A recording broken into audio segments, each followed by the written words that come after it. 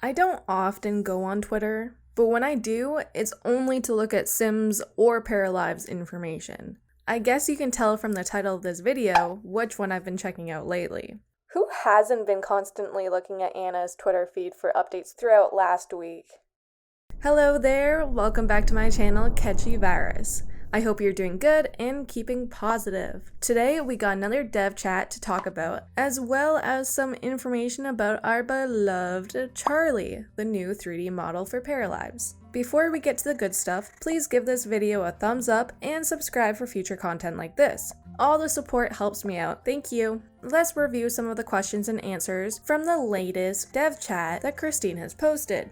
To start off, we're talking about curved walls and towers. Many players are excited at the possibility of creating round structures in-game. We've already seen a round lighthouse in the video the team has released a few months ago. But yeah, they're planning to include a round room feature in the build mode. In addition to curved rooms, the devs like the idea of having spiral stairs, as well as curved stairs that follow the curve of the wall. The team is still working on creating the stair system, but these options might be a possibility. I like these ideas quite a bit. It'll definitely be an interesting tool to play with when you're building. I can picture a ton of people making the tower from Tangled or other various castle type structures, as well as lighthouses. I definitely will be building all of those.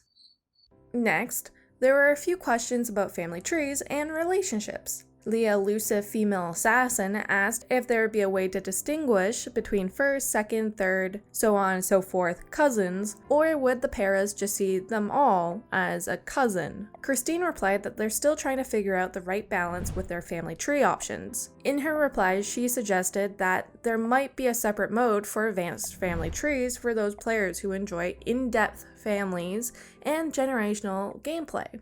I think the more options the better. There are so many gameplay styles to accommodate that having more options allow for players to be able to really choose how their game will play out. The elusive female assassin also asked if there be a way to include descriptions to standard designations for your pair's relationships, like favorite uncle or so-called friend. Christine replied to this question saying that this idea was aligned to what they already have in mind for relationships. Very cool! I love that this means parafolk will be able to have a best friend or a favorite sibling. There were many questions about possible gameplay options as well. Maya FKA asked if there'd be multiple levels of autonomy. Autonomy. For some reason, I just cannot pronounce that word, but you know what I'm saying. Anna replied that this is something they've considered. Once again, having various ways to play would satisfy players because there are so many ways to play this type of game.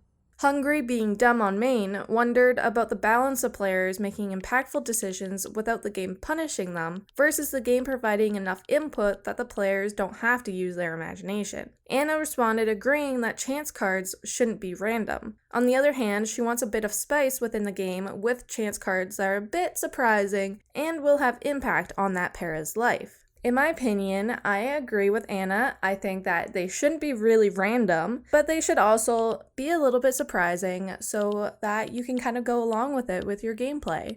And it kind of keeps you on your toes, you know? Sometimes I don't like to fabricate the whole story for my, in this case, para. I kind of like the idea that the game is sort of giving you direction in a way.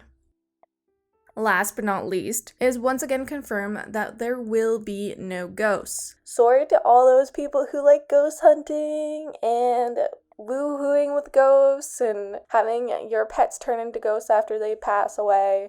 There is not going to be any of that.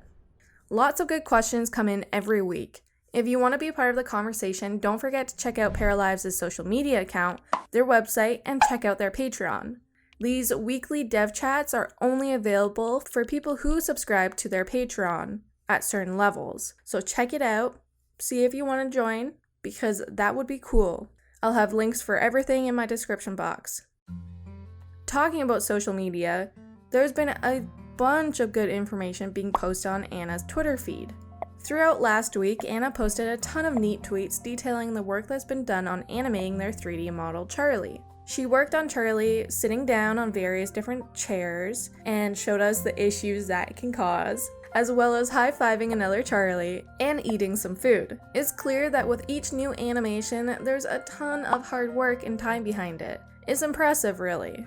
I love how we were included in this little journey. In addition, I must once again point out how amazing it is for us to be included. There are many simmers following Paralives' development journey, and I think it's very cool to be able to see the work behind the game. It's not really something we're used to, you know? I can't wait for further insight on how the game development is coming along. So thank you, Anna, for posting all of that information, and thank you, Alice, for working so hard alongside Anna. Your work is awesome. Lastly, thank you to everyone who watched this whole video. I hope you're doing well. Spring has sprung here in Ontario, Canada, so I'm definitely feeling a bit more positive because of the sun and warmer weather. How's the weather where you peeps are at? I'm kind of curious, does everyone feel different as soon as the sun comes up and winter is over? Because I definitely do. I mean, spring is my favorite season. Okay, enough rambling. I can't wait to talk to you in my next video. Bye!